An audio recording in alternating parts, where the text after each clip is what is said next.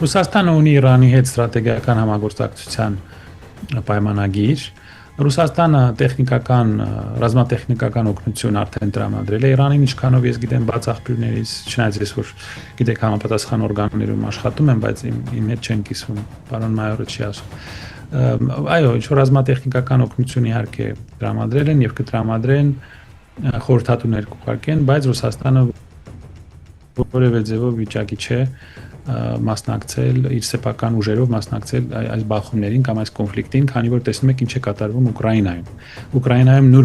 նույնպես մենք գնում ենք դեպի մեծ էսկալացիա, ինչպես եւ Իրանում, ինչպես Լատինական Ամերիկայում։ Ուկրաինայում դուք տեսաք ռուսական կողմը ասում է, որ հարձակում է եղել Պուտինի տան վրա, իր այն վայրի վրա, որտեղ նա պետք է գտնվեր, պատասխանեց բավականին կոշտ ձևով, օրեշնիկ հրթիռը օգտագործվեց, չնայած առանց մարտագլխիկի,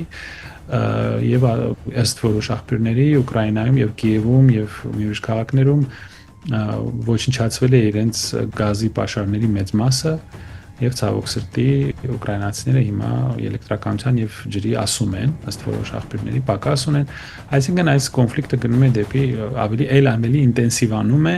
Եվրոպացիները Փարիզում հավաքվեցին եւ որոշեցին պայմանագիր ստորագրել Ուկրաինայի հետ, հնարավոր է որ այնտեղ տեղակայվեն եվրոպական ուժերը, Ռուսաստանը ասել է, որ այս ուժերը կոչնչացնի։ Այսինքն մենք գնում ենք ավելի վտանգավոր ճանապարհով, որտեղ կարող են ուղղակիորեն բախվել եվրոպական պետությունները եւ Ռուսաստանը